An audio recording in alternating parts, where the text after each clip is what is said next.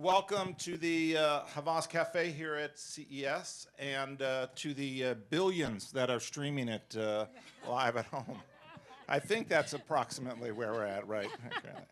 I'm Eric Weisberg. I am the Global Chief Creative Officer of Havas Health, and it is not, the irony is not lost on me that I'm a middle-aged guy moderating a panel on women's health. A massive passion of mine and all of us at Havas Health is the intersection of technology and innovation to improve people's lives. So creativity in the act of improving people's lives and longevity. That led us last year to a trend report called Superwomen that looked at product innovation, entertainment properties, and all of the things here at CES that were moving across the spectrum to increase people's longevity, improve their well-being. And one of the things that we noticed in writing Superwomen was that this technology, if it got in the right hands, had the opportunity to close long-standing health equity gaps. One of those largest gaps was in men versus women, and also in particular women of color. And that led us this year to doing a bunch of research along with my partner in crime, Chloe, here about what's happening in the world of women's health and where can technology and innovation make a difference. And we saw some startling opportunities that we're seeing a sea change. And that led us to writing Superwomen, which we're going to talk about today. So I guess the first question to all of you is, okay, 80% of decisions around health are made by women. How did we get here that women were ignored? And when we look at all of the innovations that we've seen in the Superwomen era, is 2025 the year that we start to come out on a better place? So Maggie, you want to start? We need to design these medicines and these innovations with women in mind. Oftentimes they are excluded for reasons such as not wanting to include women who may get pregnant during the clinical trial or other kind of factors of that sort. But then we don't have the medicines that are designed for our women's needs. You know, we need to think about that more inclusively. And I think digital and tech can play a role because women often have very complex lives with many competing priorities.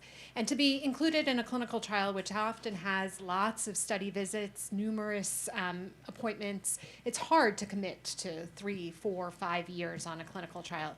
So thinking about how we can use tech to monitor people at home, bring the clinical trial out of the clinics and into people's homes, and really kind of engage women where they are and start from the beginning. So we're designing medicines for women that we know work for women, and then bringing that through that life cycle so that we're encouraging them to understand that these medicines are designed for them, not just men.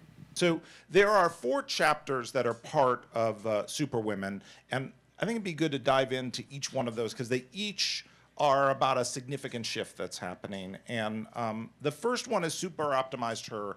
And at the core of this is about living longer and living better through innovation. I think one of the interesting things that was an observation to me in diving into this, the generation that is being born today of young women will live to be 100.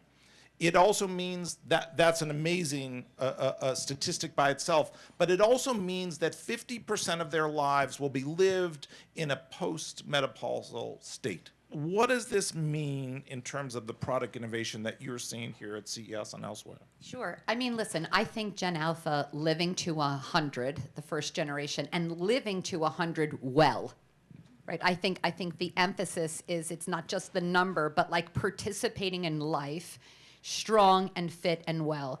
But in addition to that, it's the most diverse generation of all times. It is the most technologically sophisticated. It will be the generation that grows up AI first. You know, all of the digital and social transformation, they just take that for granted. Yeah. And as a result of those things, again, hearkening back to the business, if you are a brand, you need to make sure that you are filling the gaps where they are. You're no longer in charge. And as a result, consumers, people, remember, they're people who we're targeting. They are going to go and they are going to find what it is that they need, where it is they need it, when they want it. Yeah. And health and wellness is destigmatized for these younger generations. You know, I think it started with trailing millennials, obviously Gen Z and Alpha, where they're like, listen, I want to talk about these things. You know, earlier we talked about the fact 5 years ago, no one would say menopause in mixed company, right? The fact that mental health and awareness about the challenges, that athletes are embracing that, people in positions of authority, right? Whether that be in healthcare or influencers or celebrities. I mean, listen, the consumer decides who the authority is, and that they're open and not perfect. I think all of those transitions, it's the stone that has rolled down the hill, and it's just going to roll faster.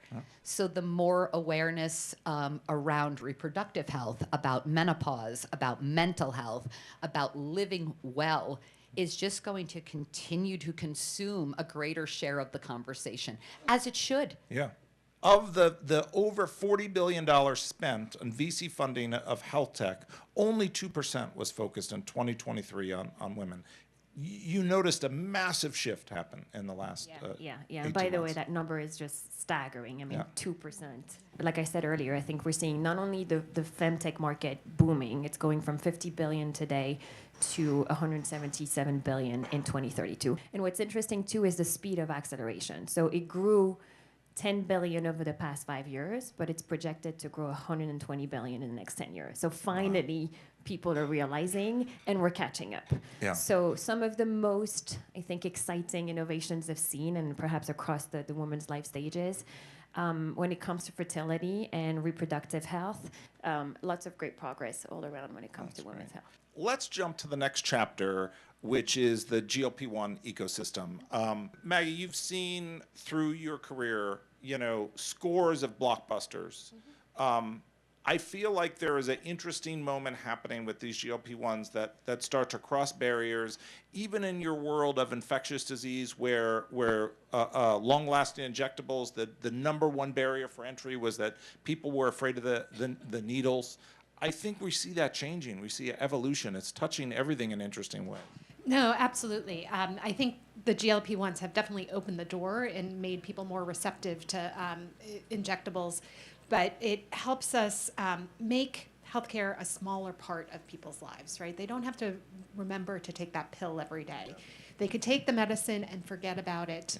I think one recurring theme, and we built a whole chapter of the report around, was the woman as chief medical officer. Like, we've talked about the burden of her personally getting the care that she needs, but what keeps coming up is the burden that she has for kids, for her parents, for even friends, the growing scope of what women do to really control the totality of the medical system is unending. And you've looked at this quite a bit in your report, and I want to put up a graphic here, which you really dove into the specifics of what this burden looks like. Whether or not the woman is the chief medical officer, you know, people need to be talked to in a way where they feel educated. There's a lot of confusion, you know, a lot of hyperbole in the language, you know, to sell people more things. And I do think that clearly articulating so people feel informed, they feel in control. We as brands and agencies have the opportunity to do that and become a trusted resource. But you can't do that by talking to her only on one side of the coin and not representing and respecting the other side. Yeah. Our last chapter is about welltainment, and it is about the intersection of education and entertainment and getting back to where we started, which is how do we use creativity in new and different ways to close the health equity gap. And I think one of the things that we look at with welltainment is how we use long-form content, episodic television, gaming, music, and more to sort of break down these barriers. And I think particularly going to your area of expertise, which is in HIV, and this surprising explosion of HIV to women in the South. And I start to wonder, what is the role that brands can play? What is the role that different forms of content and entertainment can be to close the health equity gap? No, absolutely. HIV is often thought of as a men who have sex with men kind of disease, but actually 20% of the new infections are in Black women and Black women in the South. And we've seen over the course of history that oftentimes Black women in the South have been neglected as a group where we haven't focused on healthcare issues, and there are a lot of comorbidities amongst this group. A lot of the campaigns that we have put out there are often not necessarily how Black women in the South want to receive information, right? And we've tried to use the same materials, the same messages globally, and they haven't resonated. Yeah. And so we really think that there is an opportunity to change how we think about this and how we get them engaged, how they receive healthcare. We talked about this a little bit earlier, how they get information. They want to see somebody who looks like them. They want to hear it in language that they understand. And we had to redesign the whole campaign. We went to different kind of events. We looked at different websites. We looked at doing outreach in so many different ways, and you know what? It worked. Because once you think about and bring the voice of the customer into the center of all your design, you will make a difference. You will have a huge impact. All right, well, we'll wrap things up. Thank you all for joining me up here today. Thank you to everyone that played a huge part in doing this research and writing this amazing report. I hope you'll all have a great CES. I hope you'll join Chloe or myself on a tour of the floor and see these innovations in action over at the Venetian, and have a great day.